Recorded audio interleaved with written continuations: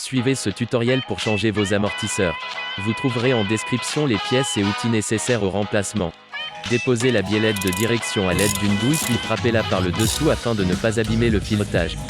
Vous pouvez aussi utiliser un arrache-rotule.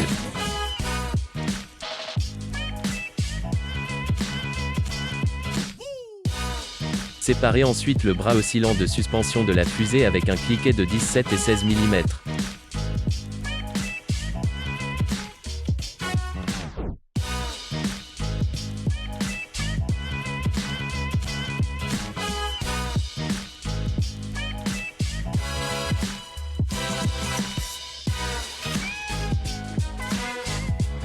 Une barre de force peut être nécessaire afin de dégager la rotule.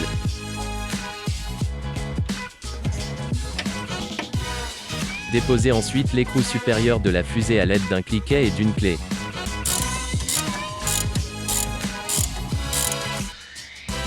Une fois la vis de fixation retirée, insérez une clé dans la fente de la fusée afin de l'écarter et de la desserrer. Frappez ensuite fermement sur la fusée pour séparer la fusée de l'amortisseur.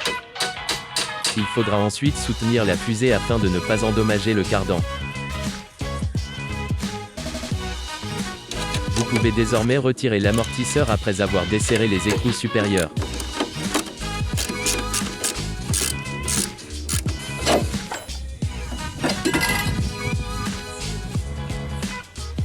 Une fois l'amortisseur déposé, placez le compresseur de ressort puis comprimez-le. Cet outil est disponible en description pour une vingtaine d'euros.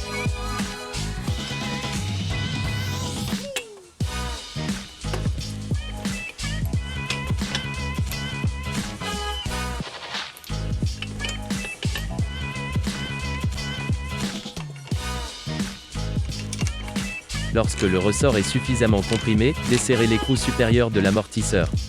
Il ne doit pas avoir de tension sur la coupelle. Vous pouvez aussi utiliser une clé combinée à un embout torx pour le desserrer.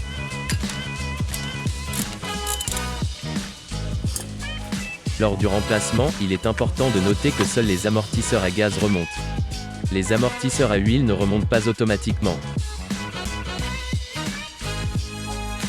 Il est important d'amorcer l'amortisseur neuf avant la mise en place.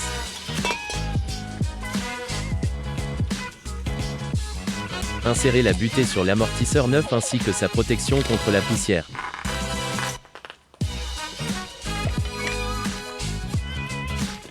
Positionnez l'amortisseur dans le ressort puis installez les différentes pièces dont la coupelle. Il est parfois conseillé de remplacer le patin selon l'usure du caoutchouc. Une fois l'écrou serré à la main, vous pouvez déposer avec précaution les compresseurs de ressort.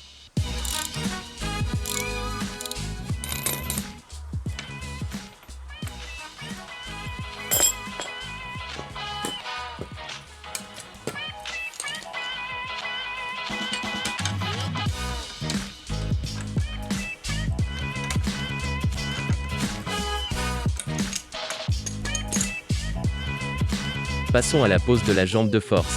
Graissez légèrement la fusée afin de faciliter le passage de l'amortisseur.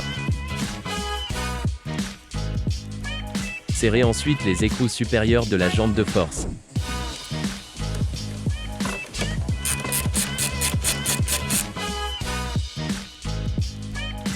Insérez ensuite la cartouche de l'amortisseur dans la fusée puis serrez-la à 55 Nm. Pensez à bien vérifier que l'ergot rentre bien dans la fente. Vous pouvez vous aider d'un cric.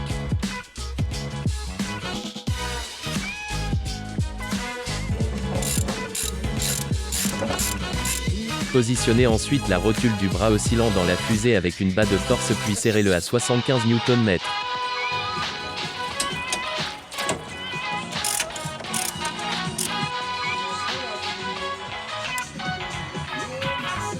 Serrez la barre stab à 75 Nm ainsi que la biellette de direction à 45 Nm.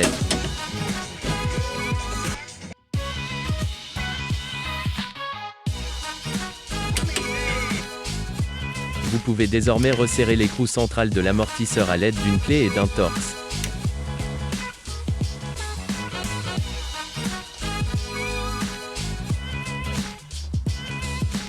Vous pouvez ensuite dégraisser le disque à l'aide d'un nettoyant fin.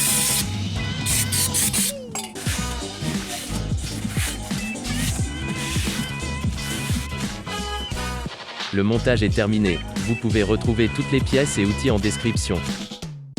N'hésitez pas à partager vos questions ou conseils en commentaire. À bientôt et abonnez-vous.